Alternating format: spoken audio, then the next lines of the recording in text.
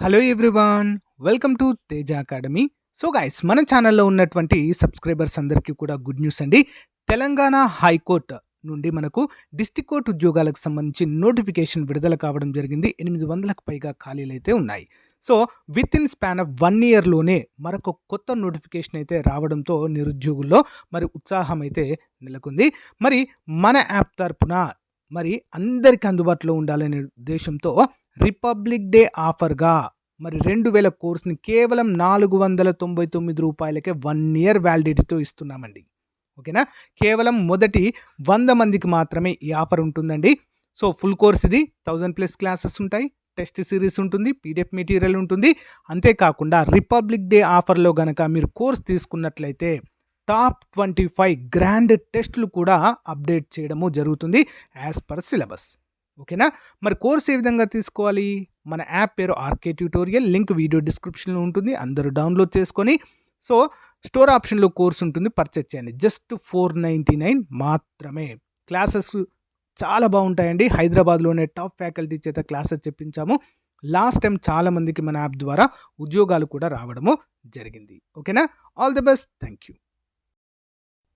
Hello everyone, welcome to Teja academy. So guys, ఈరోజు మనము తెలంగాణ జిల్లా కోర్టు ఉద్యోగాలకు సంబంధించి మరియు తెలంగాణ ఆర్టీసీ సూపర్వైజర్ ఉద్యోగాలకు చాలా ముఖ్యమైనటువంటి జనరల్ స్టడీస్ ఎంసిక్యూస్. సో చాలా ఎగ్జామ్స్లో మనకు రిపీటెడ్గా వస్తున్న మరియు ప్రీవియస్గా వచ్చిన క్వశ్చన్స్ని కూడా మనమైతే ఈరోజు డిస్కస్ చేసుకోబోతున్నామండి. చాలా ఇంపార్టెంట్. వీడియోని ఎండ్ వరకు చూడండి. అంతేకాకుండా ఇంకా ఎవరైనా మన యాప్లో కోర్స్ పర్చేజ్ చేయనట్లయితే వెంటనే తీసుకోండి ఫ్రెండ్స్. ఆఫర్ అయితే ప్రజెంట్ అలాగే ఉంది. ఓకేనా? కంటెంట్లోకి వెళ్ళిపోదాం. ముందుగా చిన్న లైక్ చేయండి ఫ్రెండ్స్. Question number 1. భారత రాజ్యాంగంలోని ఏ అధికరణం ప్రాథమిక విధులను వివరిస్తుంది? Which article of the Indian Constitution deal with the fundamental duties?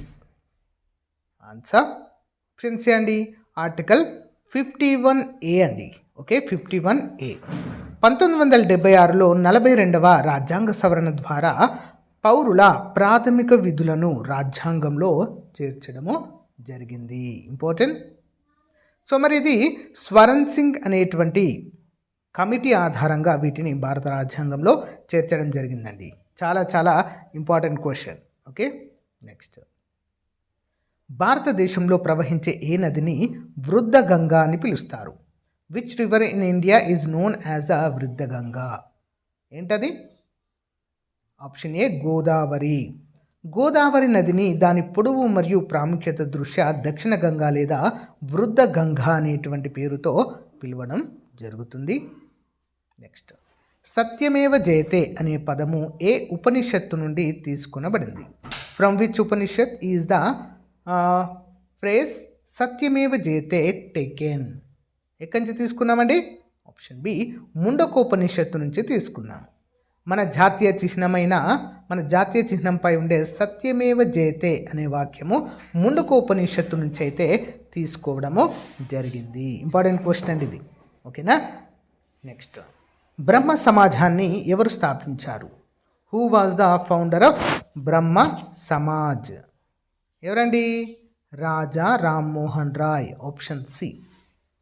ఆధునిక భారతదేశ పునర్జీవన పితామహుడిగా పేరుగాంచిన రాజా రామ్మోహన్ రాయ్ 1828లో దీనిని స్థాపించడము జరిగింది. ఇప్పుడండి 1828లో.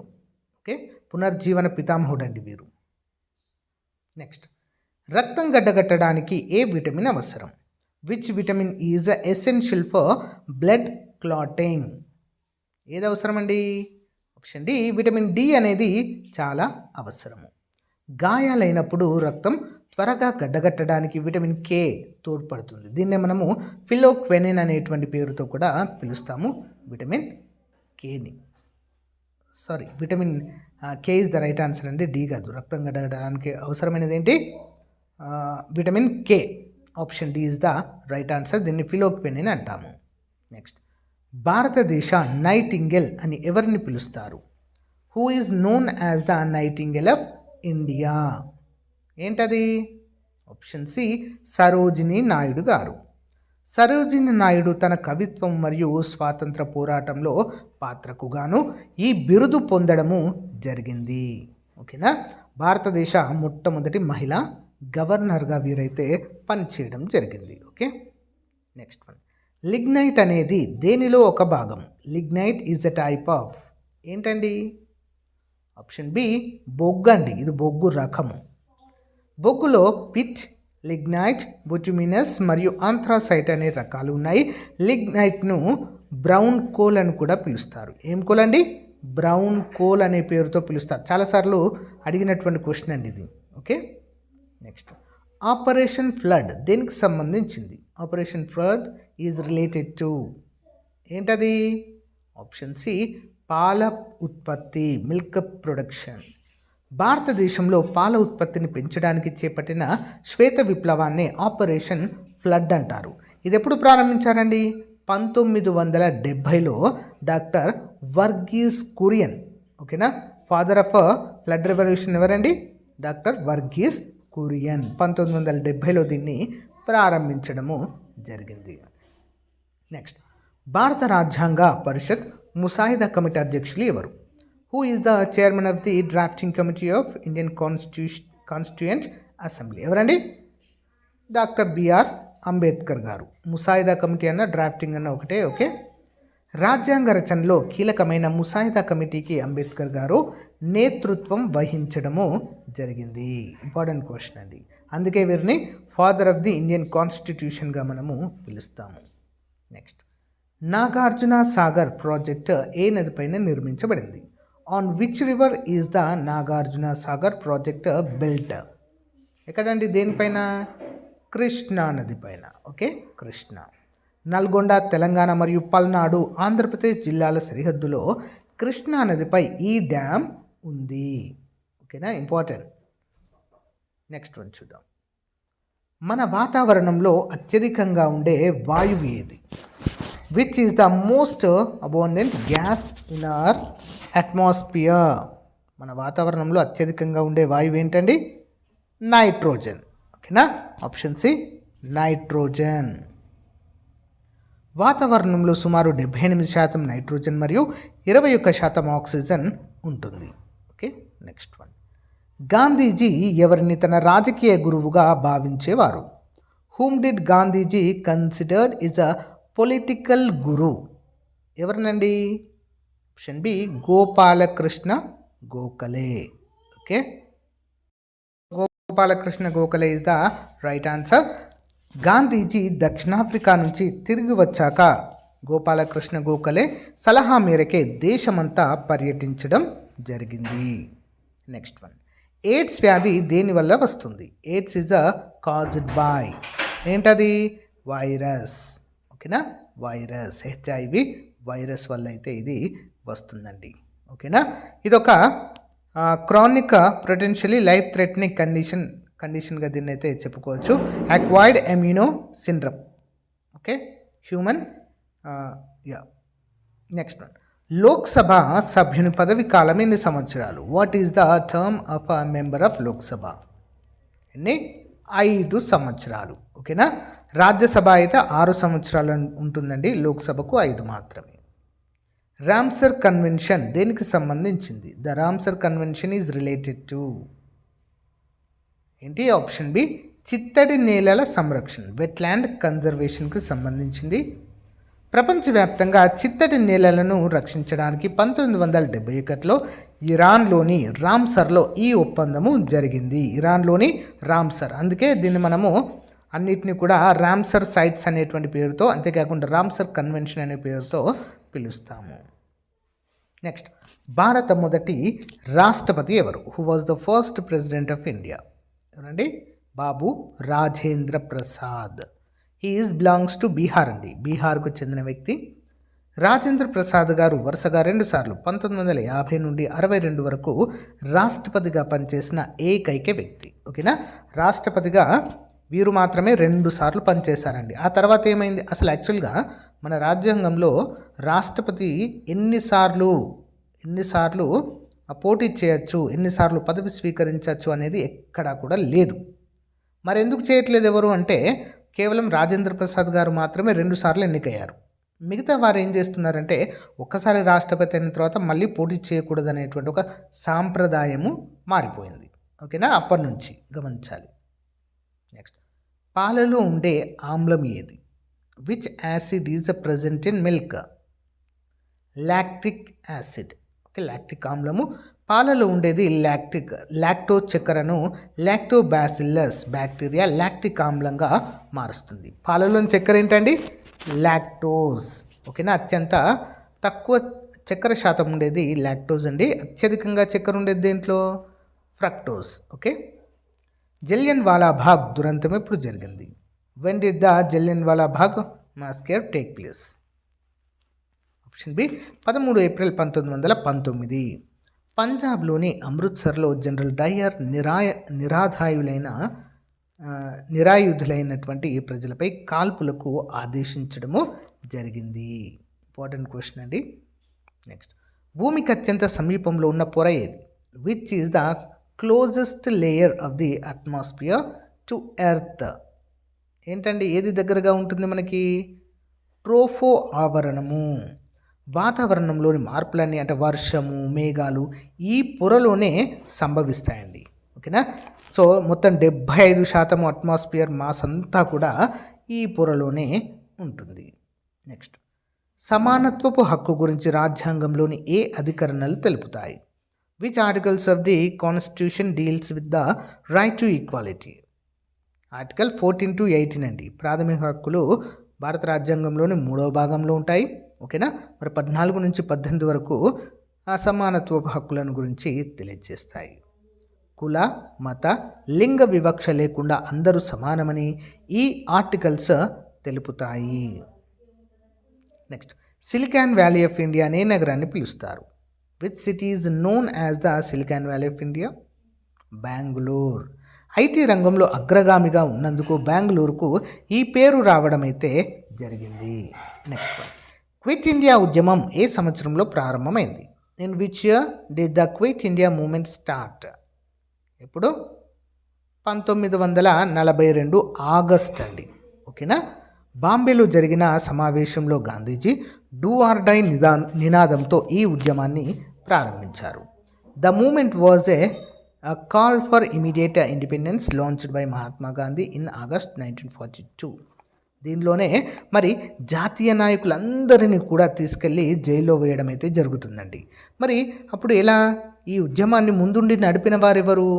ఎవరంటే కేవలం ఒకే ఒక మహిళ, అరుణా అసఫ్ అలీ. భారతదేశ చరిత్రను మొత్తం గమనించినట్లయితే, జాతీయోద్యమాన్ని గమనించినట్లయితే అసలు నాయకుడు లేనటువంటి ఏకైక ఉద్యమం ఇదొకటి మాత్రమే అండి. అందుకే క్విట్ ఇండియా మూమెంట్కి నాయకిగా ఎవరిని పేర్కొంటాము? సో అరుణ అసఫ్ అలీ గారు. గుర్తుంచుకోవాలి, చాలా ఇంపార్టెంట్ క్వశ్చన్. కాఫీ ఉత్పత్తులు అగ్రస్థానంలో ఉన్న భారతీయ రాష్ట్రం ఏది? Which Indian state is the leading producer of coffee? Karnataka. భారతదేశంలోని మొత్తం కాఫీ ఉత్పత్తులు సుమారు 70% కర్ణాటక నుండే వస్తుంది. నెక్స్ట్, మానవ శరీరంలో అతిపెద్ద గ్రంథి ఏది? Which is the largest gland in the human body? అతిపెద్దది ఏంటండి మరి? కాలేయము, లివర్. కాలేయం శరీరంలో అతిపెద్ద అంతర్గత అవయవం మరియు అతిపెద్ద గ్రంథి. ఓకే, అతిపెద్ద అంతర్గత అవయవం. అంతర్గత అంటే ఏంటి? లోపల ఉండేది. మరి బయట కూడా అతిపెద్ద అవయవం ఉంటుందా? ఎస్, ఉంటుంది. ఏంటది? చర్మం అండి. మన అంతర్గత అంటే బహిర్గతంగా ఉండేటువంటి అతిపెద్ద అవయవము చర్మము. గుర్తుంచుకోవాలి. శరీరం లోపల అయితే కాలేయం, బయట అయితే చర్మము. నెక్స్ట్, భారత రాజ్యాంగం ప్రకారం గరిష్టంగా లోక్సభ సభ్యుల సంఖ్య ఎంత? What is the maximum strength of the Lok Sabha? 552 సభ్యులు. రాజ్యాంగం ప్రకారం గరిష్ట పరిమితి 552. ప్రస్తుతం 543 మంది మాత్రమే ప్రజెంట్ ఉన్నారు మొత్తం రాష్ట్రాలు మరియు కేంద్రపాలిత ప్రాంతాల నుండి. నెక్స్ట్, ఆర్య సమాజాన్ని ఎవరు స్థాపించారు? Who founded the Arya Samaj? ఎవరండి? స్వామి దయానంద సరస్వతి. 1875లో వేదాలకు తరలిపొండి అనే నినాదంతో దయానంద సరస్వతి దీనిని స్థాపించడం జరిగింది. ఎప్పుడండి? 1875. ఒక రిపీటెడ్గా అడుగుతున్నటువంటి క్వశ్చన్.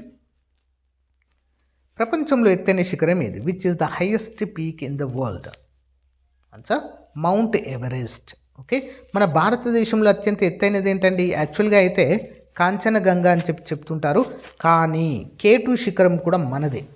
ఓకే, POKలో ఉంటుందండి, పాక్ ఆక్యుపైడ్ కాశ్మీర్లో. ఓకే, పాక్ ఆక్యుపైడ్ కాశ్మీర్లో K2 శిఖరం ఉంటుంది. గ్యాడ్విన్ ఆస్టన్ శిఖరం అంటారు. కృష్ణ పర్వతం అని కూడా దీనికి పేరండి. సో పాక్ మనది ఆక్రమించింది కాబట్టి అది కూడా మనదే యాక్చువల్గా, కానీ అధికారికంగా మాత్రం కాంచనగంగా అని అయితే చెప్పుకుంటాము. ఓకే, గమనించాలి. హిమాలయాల్లో ఉన్న మౌంట్ ఎవరెస్ట్ ఎత్తు 8848.86 మీటర్లు. నెక్స్ట్, సిపాయిల తిరుగుబాటు ఎక్కడ ప్రారంభమైంది? Where did the sepoy mutiny begin? ఎక్కడండి?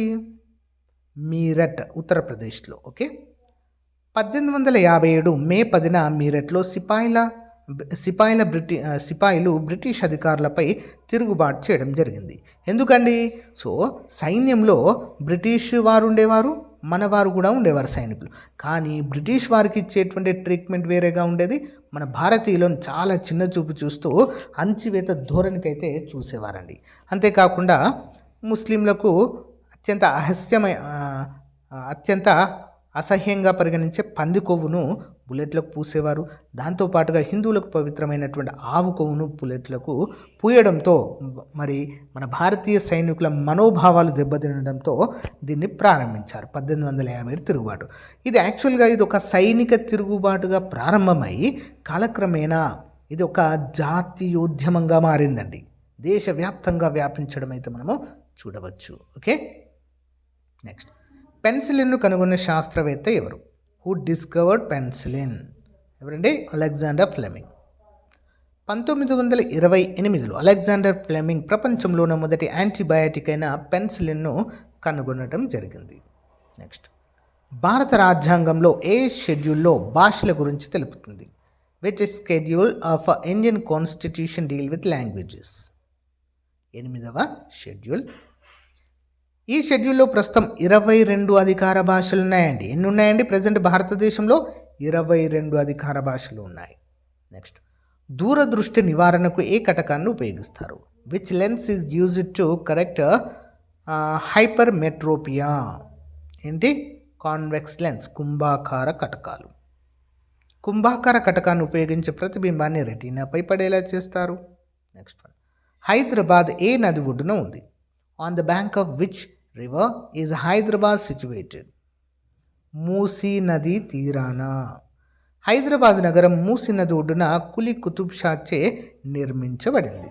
నెక్స్ట్ వన్, ప్లాసీ యుద్ధం ఏ సంవత్సరంలో జరిగింది? In which year did the battle of Plassey take place?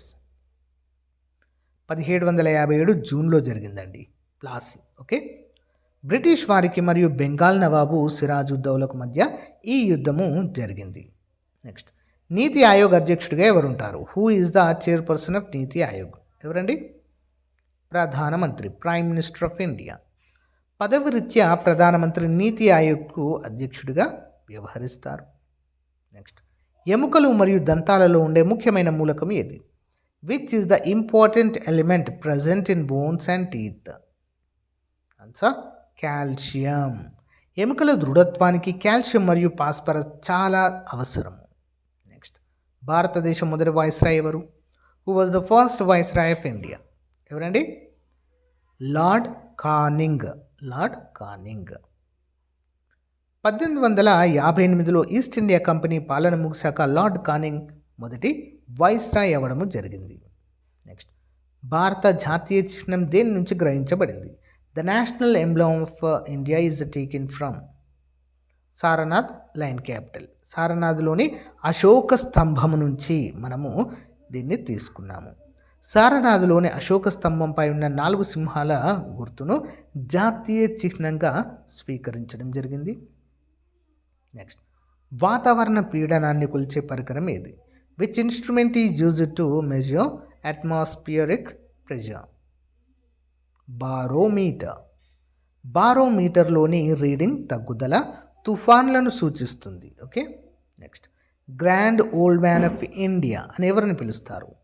Who is known as the grand old man of India? Dadabhai Naoroji.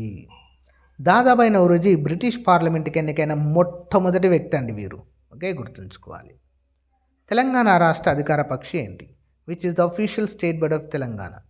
పాలపిట్ట, Indian roller. Telangana ప్రభుత్వం పాలపిట్టను రాష్ట్ర పక్షిగా గుర్తించింది.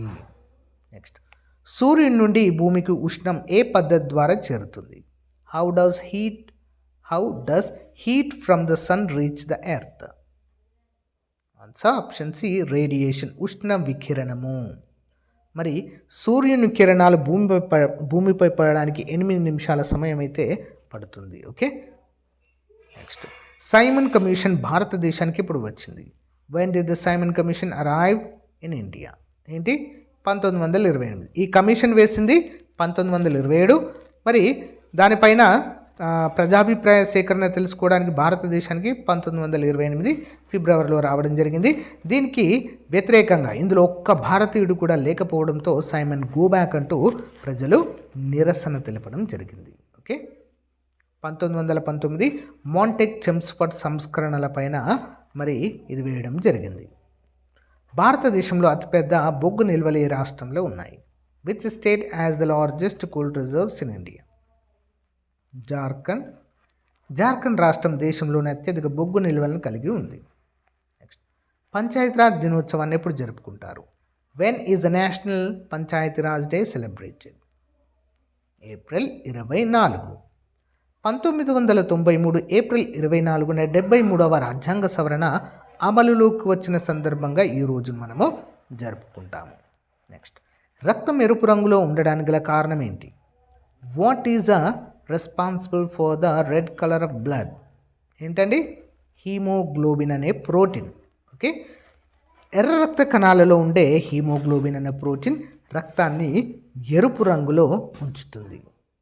Next one, India wins freedom పుస్తక రచయిత ఎవరు? Who is the author of book India wins freedom? ఎవరండి? మౌలానా అబుల్ కలాం ఆజాద్ గారు. ఈ పుస్తకం భారత స్వాతంత్ర పోరాటంలో ముఖ్య ఘట్టాలను వివరిస్తుంది. నెక్స్ట్, భూమి తన చుట్టూ తాను తిరగడాన్ని ఏమంటారు? What is the movement of earth and its own axis called? Rotation, భ్రమణము. భూమి తన అక్షంపై తాను తిరగడం వల్ల పగలు రాత్రి ఏర్పడతాయి. నెక్స్ట్, భారత రాజ్యాంగంలోని ఏ అధికరణము బిరుదుల రద్దు గురించి తెలుపుతుంది? Which article of the constitution deals with the abolition of titles? Answer article 18. సైనిక మరియు విద్యాపరమైనవి మినహా మిగిలిన బిరుదులను ఈ అధికరణం నిషేధిస్తుంది. నెక్స్ట్ వన్, చిప్కో ఉద్యమం దేనికి సంబంధించింది? The Chipko movement is related to? Answer option C అండి, ఫారెస్ట్ కన్జర్వేషన్, అడవుల సంరక్షణ. ఉత్తరాఖండ్లో సుందర్లాల్ బహుగుణ నాయకత్వంలో చెట్లను నరకవద్దంటూ ఈ ఉద్యమం సాగింది. నెక్స్ట్, విటమిన్ సి అత్యధికంగా దేనిలో ఉంటుంది? Which is the richest source of vitamin C? Amla లేదా గూస్బెర్రీ, ఉసిరి అంటాం తెలుగులో. నిమ్మ, నారింజ వంటి సిట్రస్ పండ్లు మరియు ఉసిరిలో విటమిన్ సి పుష్కలంగా ఉంటుంది.